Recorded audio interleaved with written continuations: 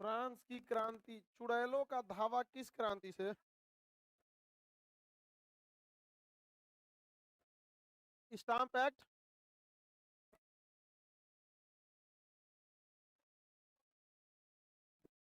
Stamp act. बैठ जाओ, कौन है काला बकुला? बैठो, बैठ जाओ, बैठ जाओ, जल्दी बैठो, अकेले खड़ा मत हुआ करो।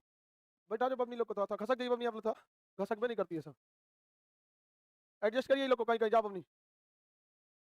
गेट बंद कर दीजिए जी आप, नहीं तो आते रहेगी सब। सब लोग को बाबू गुड मॉर्निंग। बताइए किस तारीख को बोस्टन टी पार्टी की घटना हुई? 16 दिसंबर 1773। 16 दिसंबर 1773। इस तरह से सुना रहा है, सब मजा नहीं आता है। जैसे हम आपसे कोई पूछेंगे भारत की आजादी कई अगस्त को, ऐसे काहे नहीं याद है, ऐसे याद रहना चाहिए। समझ आ रहा है कि नहीं? आप बताइए दाढ़ी वाला साधु। हाँ, वास अमेरिका में राष्ट्रीय पर्व कई जुलाई को? हाँ, तुम पशु तुम बताओ, फ्रांस में कई जुलाई को? चलो पशु ठीक सुना दिया। आ गया वो बकलोल सब नहीं दिख रहा है आज। जलपरा। हाँ, आप सब लोग सुनाइए। फ्रांस में वास्तिल दुर्ग का पतन हो गया था, ढा दिया था सब। जलपरा इधर देखो, कब तोड़ा गया था वास्तिल दुर्ग? हाँ, 14 जुलाई 1789। एक कम 80, तो फ्रांस 90। ये बहुत खचरा होता है, इसे 3 गो में हमेशा ये कौन सी होता है तो समझ में नहीं आता है। ये सब एक ही चीज दिखता है सब। चुड़ैलों का धावा, आप लोग को समझ में आ रहा है? लड़की तो इतना सीधा होती है विरोध भी नहीं करती। चुड़ैलों का धावा कहीं सुनिए, भूतों का धावा। वास्तिल दुर्ग तोड़ दिया सब, लेकिन भूतों का दावा नाम नहीं आया। आगे बढ़िया, 5 अक्टूबर बोल रहा हूँ।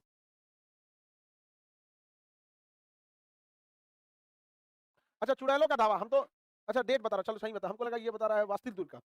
वास्तिल दुर्ग बीच में कोई नहीं बोलेंगे, जिससे सवाल पूछेंगे वही बता। तुम बताओ काला चौड़ा। हाँ, उधर वाला दीवार से सट के क्वेश्चन बताओ। टेनिस कोर्ट ओथ का संबंध किससे? लेफ्ट विंग का संबंध। बगलिया कुछ कुछ बोलते रहती है कुछ नहीं यही कहते रहती है बगल। जो पूछे बस उतने जवाब दिया करिए आप लोग। विलियम ऑफ ऑरेंज का संबंध। एकदम सुना यार, एकदम। William of Orange hall. Stamp act. John Milton का संबंध किस क्रांति से? America. John Milton, Abraham Lincoln, George Washington, दास प्रथा, रंग भेद, मार्टिन लूथर किंग, पुनर्जागरण। मार्टिन लूथर किंग पुनर्जागरण। Martin Luther King junior. Martin Luther King junior. Sir BPSC exam cancel हो गया, कल ही बता दिए थे, बीपीएससी एग्जाम कैंसिल हो गया। जैसे आया था 2 बजे के आसपास नोटिफिकेशन आया, हम 3 बजे वाले बैच में आपको बता दिए थे। जिन लोग को नहीं पता है उन लोग को पता है कि क्या कैंसिल कर दिया गया किसी भी कारण से। समझ में गया? उसने कारण नहीं बताया। तो आप लोग जितने लोगों का बीपीएससी का एग्जाम था उनका एग्जाम क्या हो गया? कैंसिल। आप लोग को और मौका मिल गया, थोड़ा और हुमच के पढ़ लीजिए। हाँ, टारगेट बैच में आपका बिहार स्पेशल वाला वो बचा हुआ है, वो पढ़ा जाएगा, उसका रिवीजन करते रहेंगे लोग। मार्टिन लूथर किंग जूनियर का संबंध अमेरिका से। अमेरिका से। फ्रांस की जब क्रांति शुरू हुई तो फ्रांस का राजा लुईस सोलह। इंग्लैंड की जब क्रांति शुरू हुई, रक्तहीन क्रांति, तो उस समय राजा जेम्स द्वितीय। चार्ल्स द्वितीय की जेम्स द्वितीय? जेम्स द्वितीय। कौन था? जेम्स द्वितीय। आगे पढ़ाते हैं आप लोग को। इटली का एकीकरण कौन था? और जर्मनी का एकीकरण और फ्रांस की क्रांति। ये छोटे छोटे टॉपिक है, उल्ले भट्टी किसी एग्जाम में देता है, ज्यादा देता भी नहीं एग्जाम में। ऐसे जानकारी के लिए आप पढ़ लीजिए, अलग बात है, लेकिन ज्यादा एग्जाम में ये देता नहीं है। यूरोप किधर गया जी? नक्शा कहाँ गायब हो गया? हमको दमा टाइप का हो गया। ओमिक्रॉन। ओमिक्रॉन के बारे में अभी बहुत जानकारी है नहीं, उसके बारे में जीनोम सीक्वेंसिंग हो रही है। जैसे उसका कोई नतीजा आएगा आपको बता दिया जाएगा। बाकी न्यूज चैनल वाला तो सबसे पहले दिखाता है। हाँ, हाँ। इस निंदा कानून, इस निंदा कानून बड़ा उटपटांग कानून है। यह एक धार्मिक कानून होता है इस्लामिक परंपरा के हिसाब से, जो ब्लास्फेमी को बहुत ही हाईली रिस्ट्रिक्ट करता है। ब्लास्फेमी का मतलब होता है कि धर्म के रूप में टिप्पणी ना करिए। समझ गया? नहीं कहते, कभी कभी देखते हैं आदमी धर्म को लेकर कुछ कुछ कभी हल्का फुल्का मजाक कर देता है कभी कभी।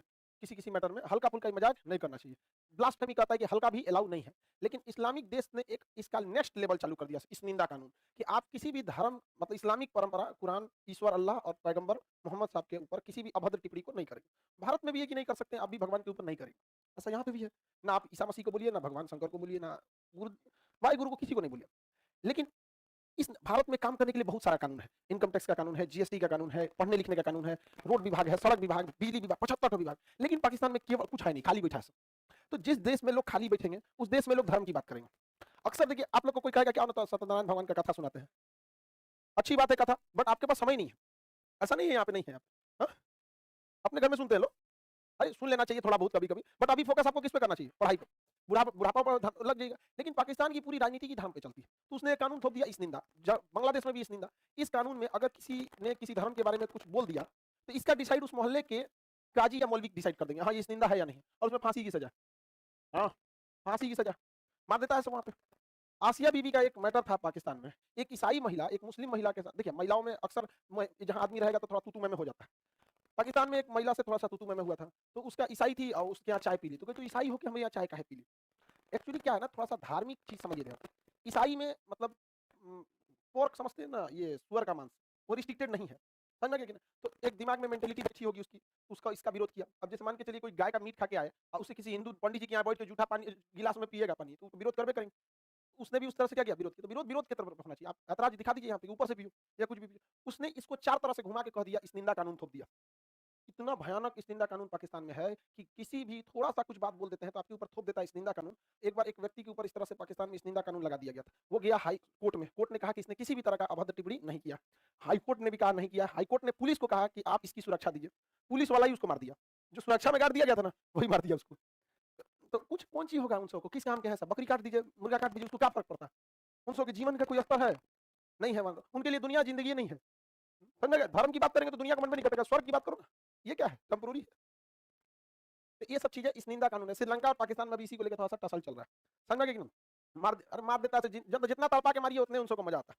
ये अशिक्षितता को दर्शाता है, कितने लेवल के वहां पे लोग अशिक्षित हो चुके हैं। कोई बात नहीं, जिन्ना बनबे किया था इसी हिसाब से तनिया ना भारत में कूदे,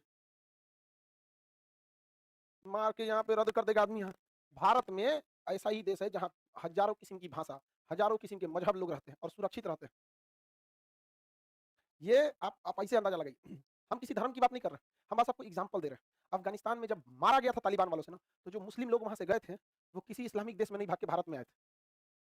ये दिखाता है कि हम दूसरों के प्रति आज भी आदर भावना को रखते हैं, और हम लोग ने एक्सेप्ट कर लिया था, क्योंकि आज नहीं तो कल अफगानिस्तान अखंड भारत का हिस्सा बनबे करेगा। कोई दिक्कत नहीं है, हम लोग आ जाना लोग वहां तक थे तो हम तो लेकर आइबे करेंगे। यहाँ पर बकरी की अम्मा कब तक खैर मनाएंगे, आगे आते हैं हम लोग, एक ना एक दिन कटबे करेंगे। लेकिन कभी कभी हमको दुख होता था, इतिहास जब पढ़ाया जाता है तो देखिए इतिहास पढ़ना आपके लिए एक अलग चीज होता है, जब पढ़ाया जाता है तो उसके लिए बहुत ज्यादा जानकारी का होना चाहिए। तो कभी बहुत तकलीफ होती थी कि देश का विभाजन हो गया। लेकिन आज पाकिस्तानी चोट्टों का बिहेवियर देखते हैं तो कभी कभी खुशी हुई होता है कि जो सोचा तो नहीं तुम लोग बवाली तो या हम लोग के साथ नहीं है तो ठीक है। लेकिन फिर सोचते हैं कि रहता सब तो ऐसा नहीं रहता, हाँ रहता सब तो ऐसा नहीं रहता था, मार मार के ससुरन को ठीक करता आदमी यहाँ पर। सही है, माँ बाप का साया हट गया उसके ऊपर से, तो लड़का भी गड़बे करेगा। आगे आते हैं इटली और जर्मनी का एकीकरण। इटली और जर्मनी का एकीकरण, रूस की क्रांति, खूनी रविवार, ये आगे पढ़ाएंगे बाबू इन दोनों के बाद। ये कह रहा है कि अलग होना अलग हो गया लेकिन एक होना असंभव है।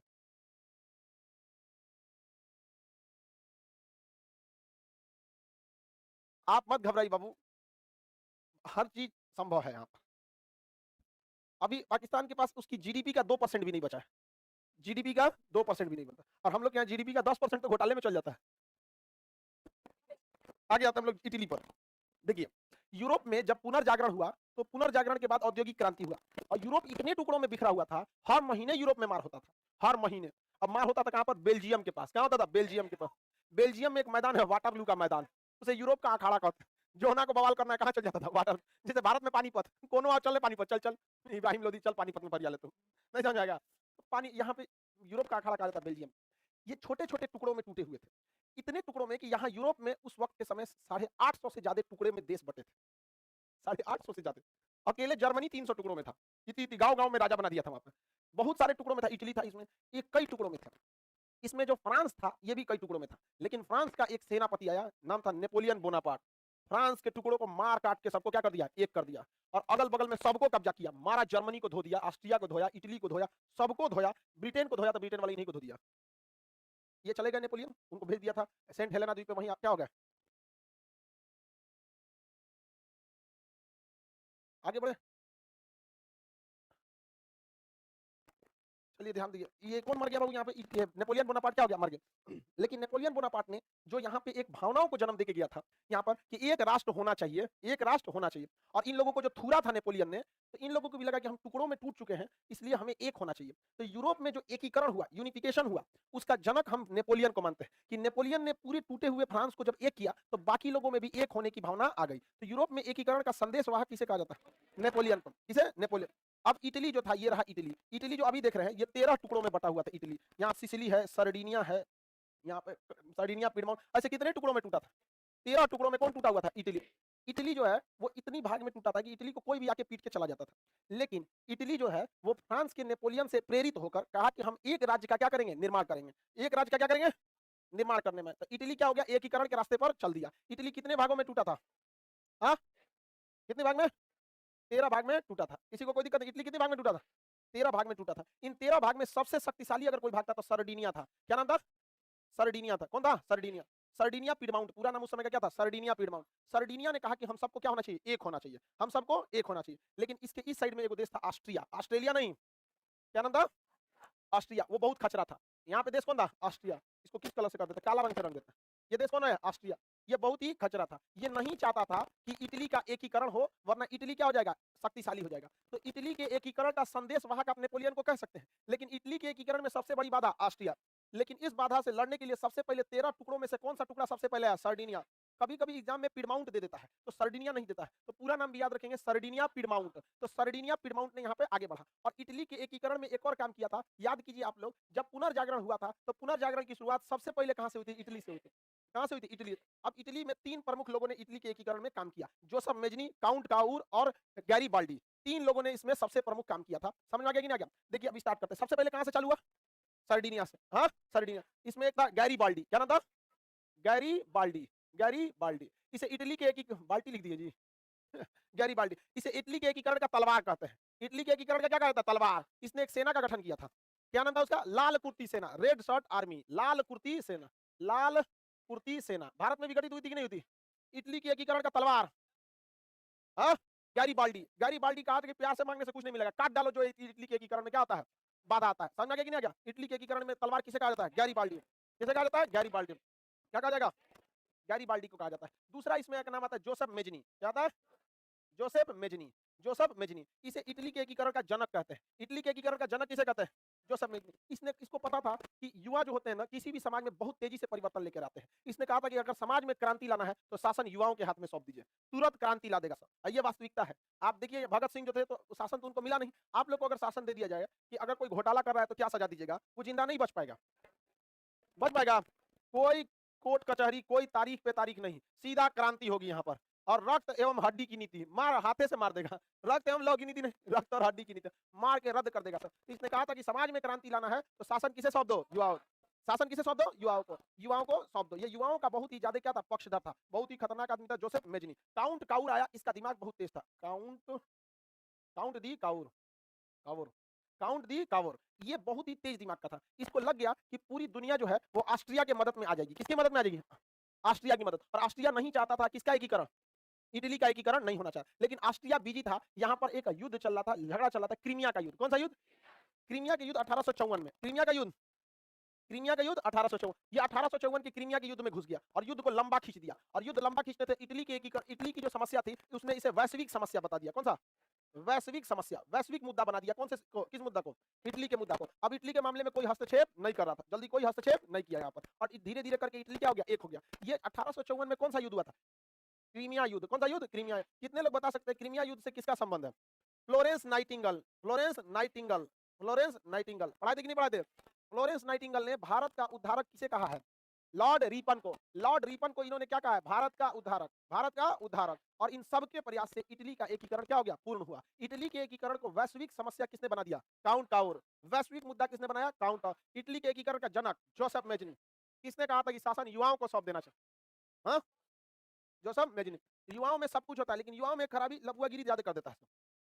नहीं समझ में गया? ओकरा अगर पावर दे देंगे तो हेलीकॉप्टर से अपने वाली के घरे उतार देगा। उतार देगा, "ए, चलो पिज्जा खा के इधर आ।" ये युवाओं में थोड़ा सा क्या होता है, खचरई होता है कि नहीं होता है जी? तुम लोग को हेलीकॉप्टर दिया जाएगा, सबसे पहले कहाँ जाएगा? ये गदाकार सबसे पहले तो बारात चलेंगे।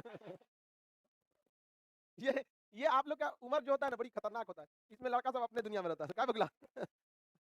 लड़का और लड़की दोनों। हाँ, लड़की सब में तो मने मन सोचती थी, एकरा से फंसी तो कितना अच्छा रहतो।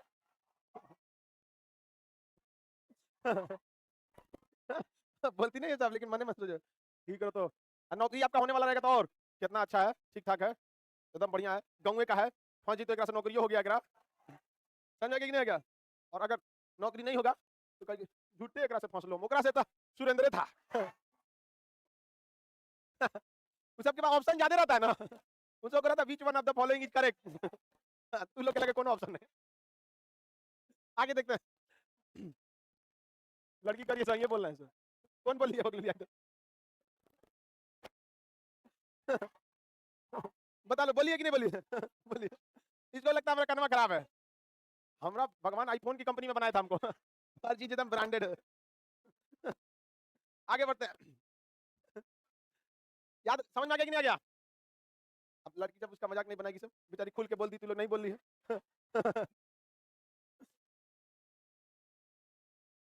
आगे बढ़े, थोड़ा सा कमेंट ऊपर करो तो बबुआ का क्या क्वेश्चन है। बस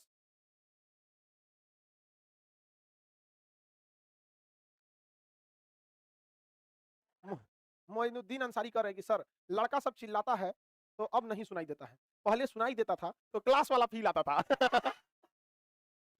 अच्छा, हम इसको अब सुधार देते हैं, थोड़ा सा डेसिबल ना इसका फ्रीक्वेंसी होता है, कितने फ्रीक्वेंसी को ये कैच करेगा। तो हम जब यहाँ से धीरे भी बोलते हैं ना, इस ससुरा को आ जाता है लगभग अच्छा खासा से 40-50, 40 से नीचे ही नहीं लेगा। तो आप लोग बोलते हैं 70 पे, तो यहाँ आते आते क्या हो जाता है 40। इसको सुधार देते हैं, लड़का सबको क्लास वाला फील आना चाहिए। ये समस्या थी। मैं देखिए जब ऑनलाइन शुरू हो रहा था ना, मेरे पास 2 ऑप्शन थे, या तो ऑनलाइन अलग कर दे, ऑफलाइन अलग कर दे, वीओडी। फिर हमको लगा कि नहीं, जो लड़के गाँव में हैं, उनके माता-पिता पटना का खर्च नहीं उठा सकते, एटलीस्ट उनको फील तो आना चाहिए कि नहीं आना चाहिए? हाँ? फील आना चाहिए क्लास वाला एकदम। तो आप लोग को एकदम क्लास वाला फील आएगा। कैमरा ऐसे घुमा देगा। अगर देख लेगा तू पटना का हालत ना, तो हमारे क्लास में तो तू नहीं आएगा। ऐसे बैठता है सब, इससे अच्छा सब्जी मंडी में सब्जी लेके बैठता है सब। कोई बात नहीं, आप लोग को नौकरी के बाद अपना पर्सनल ऑफिस मिलेगा, कोई दिक्कत नहीं। अभी भले आप लोग बोरा लेके आ रहे हैं, वहाँ एक समय आएगा जब आपकी डायरी, मोबाइल लेके कोई और चलेगा, गाड़ी में बैठने से पहले दरवाजा खोला जाएगा। अभी थोड़ा सा मेहनत कर लीजिए। अभी आप कांच हैं इसलिए चुभते हैं, जिस दिन आईना बनेंगे पूरी दुनिया देखेगी आप। चलो यहाँ इटली समझ में आ गया? इटली से क्या क्या क्वेश्चन आएगा समझ में आ गया? इटली के एकीकरण का संदेशवाहक नेपोलियन, इवन पूरे यूरोप में एकीकरण का संदेशवाहक ने। हालांकि नेपोलियन खुद क्या हो गया, इटली हार गया, लेकिन कोई बात नहीं, जीते जी क्या होगा, संदेश दे गया। लाइफ की एंट्री तगड़ी नहीं होनी चाहिए, एग्जिट तगड़ा होना चाहिए। तो भले नेपोलियन की एंट्री कैसी भी रही, जब एग्जिट करके गया था तो पूरे यूरोप को बदल के गया वो नेपोलियन। तो नेपोलियन बहुत बहादुर था। उसकी तुलना अर्जुन से किया जाता है, क्योंकि अर्जुन जब युद्ध पे जा रहे थे, अपना निशाना लगा रहे थे मछली पे, तो द्रोणाचार्य ने कहा तुम्हें क्या दिख रहा है? तो कहा कि आंख के सिवा कुछ नहीं। कहने का सेंस की फुल फोकस क्या है, आंख। ऐसा थोड़े कि कुछ ना दिख रहा होगा। बात समझिए, कहना क्या चाह रहा है अर्जुन, मतलब फीलिंग समझिए कि मुझे पूरा फोकस 100% क्या है, आंख। बाकी सब चीज दिख रहा है, लेकिन हमें किसी मतलब का नहीं है। इसी तरह अपनी सेना लेकर नेपोलियन निकला, सामने पहाड़ था, आल्पस पर्वत। उसके कमांडर ने कहा आल्पस पर्वत है, कहा नो आल्पस, पार कर जाओ, हिला दिया पहाड़ पूरा। ये उसका बहुत फेमस कोट था, नो आल्पस। यूरोप का सबसे बड़ा पर्वत हिल गया उसकी सेना, और जबकि वो सेना पहले कभी पहाड़ नहीं हिली थी। तो सोचिए पहली बार में हिला दिया कौन पहाड़। इसने सेना का बहुत तेजी से गठित किया था। इधर टुकुर टुकुर देखते कौन रह गया, ऑस्ट्रिया। कितने भागों में टूटा हुआ था, 13 को संगठित करने का काम। नहीं, संदेशवाहक एक किसी का नाम ही नहीं जाएगा। इटली के एकीकरण का जनक जोसेफ में, एकीकरण की तलवार, हाँ गैरी बाल्डी, इटली के एकीकरण को विश्व समस्या बना दिया। क्रीमिया युद्ध में इटली को ले गया। जोसेफ मेजनी ने युवाओं के बारे में क्या कहा? क्रांति लाना है तो शासन, युवाओं को सौ। क्रांति लाना है तो शासन, युवाओं। 1 दिसंबर को युवाओं ने डिजिटल प्रोटेस्ट मारा, 5 दिसंबर को आ गया टाइमिंग। आगे कि नहीं आ गया? किसी को कोई दिक्कत? अब आगे बढ़े, अब देखते हैं हम लोग जर्मनी का एकीकरण। ये किसका एकीकरण हो गया? इटली का एकीकरण। अब किसका एकीकरण देख लेते हैं, जर्मनी का एकीकरण। जर्मनी का एकीकरण का भी संदेशवाहक कौन था? नेपोलियन। कौन था? नेपोलियन। नेपोलियन जर्मनी पर कब्जा करना चाहता था। जर्मनी 300 टुकड़ों में टूटा था। नेपोलियन कहा कि 300 अधिकारी ना नियुक्त करेंगे, मारपीट के उसको 39 भागों में इकट्ठा किया जर्मनी को। किसने? नेपोलियन। हालांकि उसके बाद नेपोलियन की क्या हो गई? मृत्यु। नेपोलियन की मृत्यु हो गई। फ्रांस अपना शासन करने लगा। यहाँ पर ये वाला राज्य कौन सा? नीचे वाला इटली। इटली का एकीकरण कंप्लीट।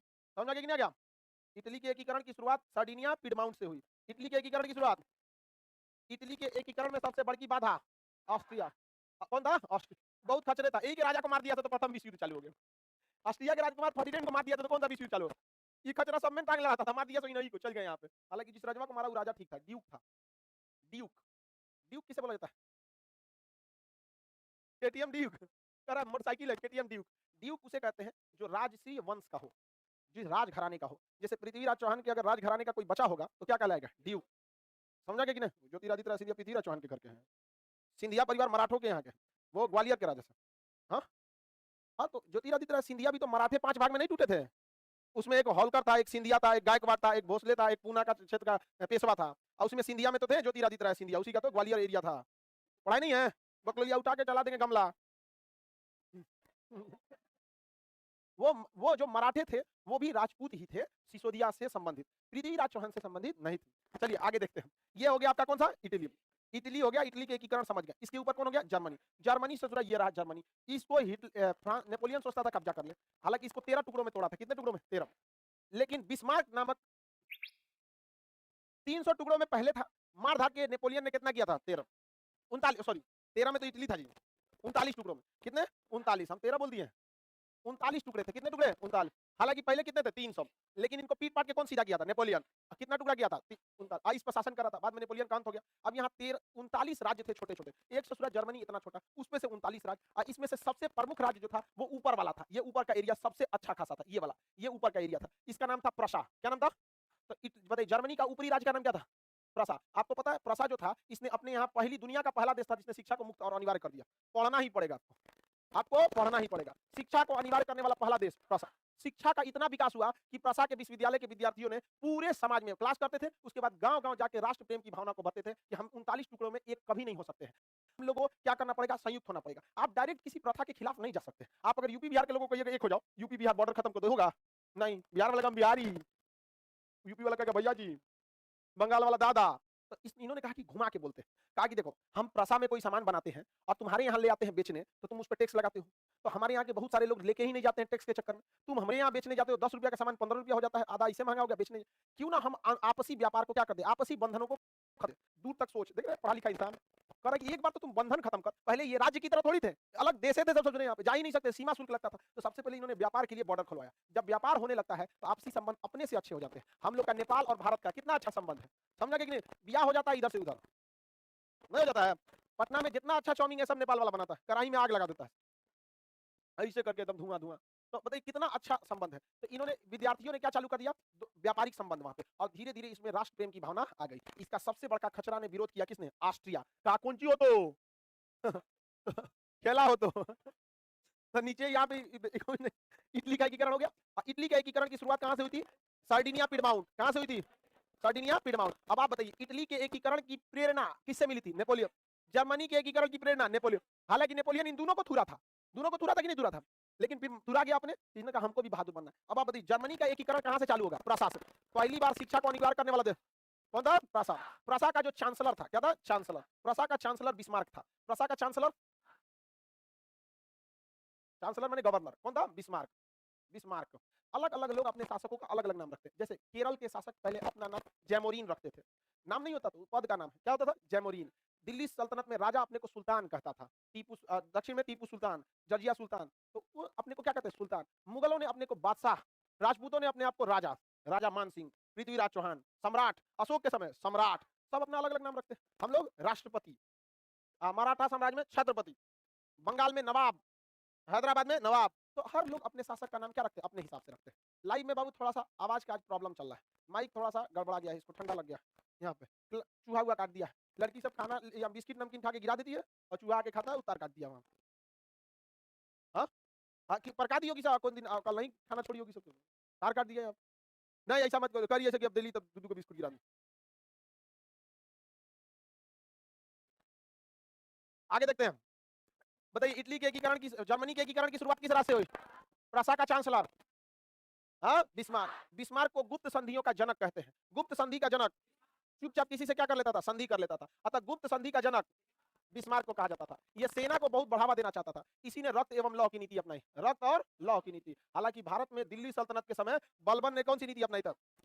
रक्त एवं लौ की नीति को अपनाया था। इसने हर हाल में सेना को मजबूत करना चाहता था। बिस्मार्क जो था वो अपने फ्रैंकफर्ट, जर्मनी का उस समय राजधानी फ्रैंकफर्ट होती थी, तो वहां पे संसद के बिना अनुमति ही धन निकाल लिया राष्ट्रीय कोष से, और उस धन का खर्च सेना पे कर दिया। बवाल हो गया कि ससुरा ने पैसा लूट लिया। कहा कि कहां लूटे हैं, देखो हमारी सेना कैसी कमजोर थी, हमने बहादुर सेना बनाया है। तो कहा कि ससुरा ऐसा ना होगा। उसने देखा कि लोग ऐसे नहीं मानेंगे, उसने सेना से हमला कर दिया। कहां पे? डेनमार्क पर, और डेनमार्क को जीत लिया। कहा कि देखो पैसा का खर्च क्या हुआ, जिंदगी भर पिटाओ या पैसा खर्च करके पीटो। लोगों ने कहा यही ठीक है।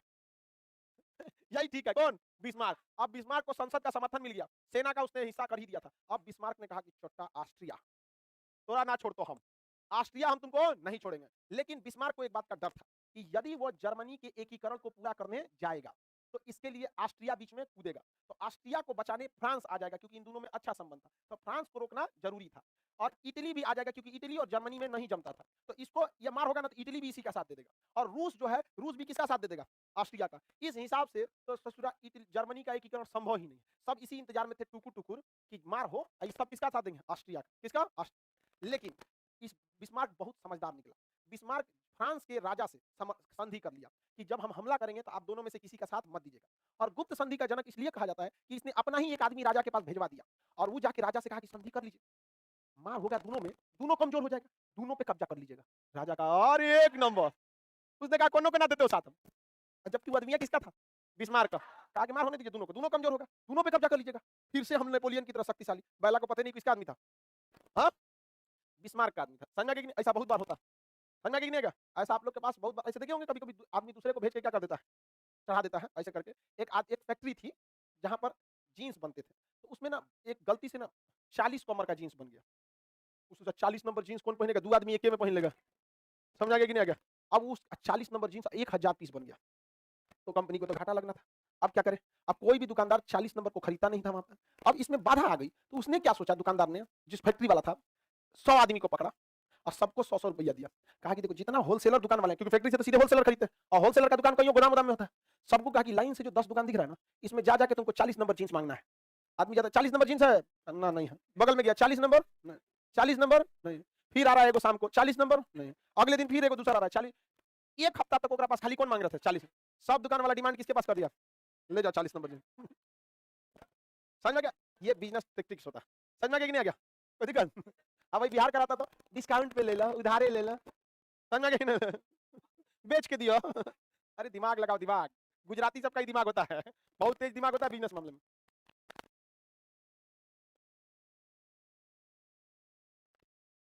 आगे बढ़ते हैं लोग। आप में इसमें जो मैप का जिनका नहीं है वो इसमें नहीं बैठेंगे, जगह नहीं रह पाता। हॉल नंबर 5 भी पूरा भर जाता है। चलिए अब आगे ध्यान से समझते हैं लोग। जर्मनी का एकीकरण को अब तैयारी चालू हो गई थी पूरी तरह से। समझ में आ गया कि नहीं आ गया? यहाँ इसमें इसने किसको मना लिया? फ्रांस को। किसको मना लिया? फ्रांस को क्या कर लिया था? मना लिया था। किसी को दिक्कत? फ्रांस आता नहीं। ऑस्ट्रिया का काम तमाम हो गया था। इटली का एक जमीन को लेकर विवाद था, किसके साथ? जर्मनी के। बिस्मार्क ने उस जमीन का समझौता किससे कर लिया? इटली से। और कहा इसी शर्त में कि तुम इसका साथ नहीं दोगे। इसको पता ही नहीं है, ओवर कॉन्फिडेंस में 40 नंबर। इसको पता नहीं है। इधर से इटली को काट दिया, इधर से फ्रांस को काट दिया। क्या कर दिया? फ्रांस। जर्मनी में औद्योगिक क्रांति बहुत तेजी से हो रहा था, मशीनरी वगैरह लग रही थी। वो टेक्नोलॉजी को लेकर समझौता कर लिया, किससे? रूस से। किससे समझौता कर लिया? रूस से समझौता कर लिया। रूस भी कहा ठीक है, हमको टेक्नोलॉजी वगैरह चाहिए, मिलकर औद्योगिक क्रांति को आगे बढ़ाएंगे, हम भी इस को नहीं आएंगे बचाने के लिए। अब जर्मनी ने अपनी, सॉरी प्रसा ने, प्रसा ही था उस समय, जर्मनी था नहीं, अपनी सेना लगा दी पहले इस एरिया में। क्या कर दिया? एकीकरण कर दिया, और कहा कि अब हम सब लोग क्या रहेंगे? एक देश, कोई कुछ नहीं बोलेगा, हम क्या रहेंगे? एक देश। जैसे अभी के तौर पे आपको समझ में नहीं आ रहा, क्योंकि आज से 300 साल की कहानी अभी के सिनेरियो में कैसे समझ में? जैसे ऐसे समझिए, अगर हम पीओके वापस लेने आएंगे, कौन आ जाएगा? चाइना। नहीं तो क्या पाकिस्तान से हम लोग को टेंशन है? हाँ, चाइना से। अगर किसी कारणवश हम लोग चाइना से समझौता कर लेते हैं तो हो जाएगा कि नहीं हो जाएगा? तो भारत को इस टाइप का नहीं कर पाता है, वरना कूटनीति में तो ससुरा बहुत खच्चर आदमी की जरूरत है। देखिए हम लोग का नक्शा इस तरह से अधूरा है कि नहीं है? चाइना चाहता है ताइवान पर कब्जा करना, हम चाहते हैं पीओके पर अपना वापस लेना। गुप्त संधि कर लो, हमें पता है आज नहीं तो कल ताइवान को लेकर चल जाएगा। समझ में कि नहीं? लेकिन शुतुरमुर्ग की तरह अपना मुंह छुपा रहे हैं हम लोग कि हम छुप गए हैं, लेकिन पूरा शरीर बाहर है। आज नहीं तो कल ताइवान को कौन लेकर चल जाएगा? उस समय हमको कुछ नहीं होगा, प्रधानमंत्री बोलेंगे ये गलत है, अब ये गुप्त संधि कर लीजिए तो उधर निपटा, हम इधर निपटा देते हैं।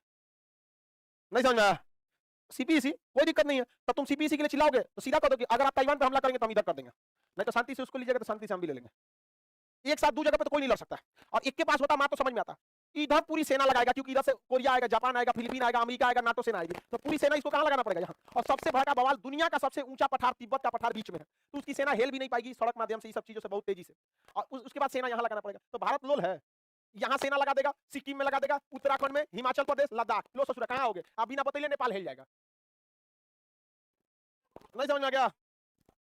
हाँ भूटान ये देखो बकुला कर रहा है सर, भूटान देखिए हिल जाएंगे हम लोग। तो चाइना क्या करेगा, कितना सेना रखें। अब विदेश में हम लोग का कजाकिस्तान में एयरबेस है, ये है, कुछ नहीं करना है, 2-4 को बम यहाँ फोड़ देना है, चिटपुटियो वाला फोड़ेंगे ना दिमाग पे आ जाएगा, इधर घुस गया है, नहीं समझ में गया, यहाँ चल जाएगा। और रही बात यहाँ के सिंजियांग में वीगर मुस्लिम है सब, वीगर मुस्लिम, इन पर बहुत अत्याचार होता है, भारत सरकार ये जिम्मेदारी हमको दे दे, कहता तो हम एक नहीं को भड़का देंगे यहाँ पे, नहीं समझ में गया। यहाँ इस आदमी भड़का देगा, चलो हम तुमको दिखाते हैं क्या होता है, तुमको ऐसे तुमको नमाज पढ़ने से रोकता है, बता भारत में किसी को रोका गया है? अधिकार मांगो, अधिकार मांगने से मिलता है, छीनना पड़ता है, कभी नहीं मांग, मारो एकदम, हथियार दो सप्लाई दो, ले मार धार चालू, ले एकदम भयानक काम करना पड़े। आ गया पीओ के यहाँ पे, तुम ले लो उसको, ले लो समझाते, तोरा से क्या मतलब है, एगो तो 26 जनवरी को तू हैप्पी रिपब्लिक डे बोल देता है, ओकरा से क्या चलता है, हमरा क्या जाएगा पीओ के, आइए विधवा हो जाएगा, इसका पति तो इधर ही रह गया, क्या हो जाएगा, विधवा हो जाएगा, समझ आ गया। तो अब विधवा होगा तो फिर अपने नहीं हराएगा, आ जाओ आ जाओ आ जाओ आ जाओ, घर चले हम फिदा जानो तन साथी, समझ कि नहीं आ गया। कूटनीति बहुत तगड़ी होनी चाहिए आपके दिमाग में, एकदम कूटनीति ऐसा करो कि पानी ना मांगे, एकदम ऐसा जगह पे मारो उसको से मिलबे ना कर बचाने वाला, एकदम खतरनाक, समझ आ गया कि नहीं आ गया।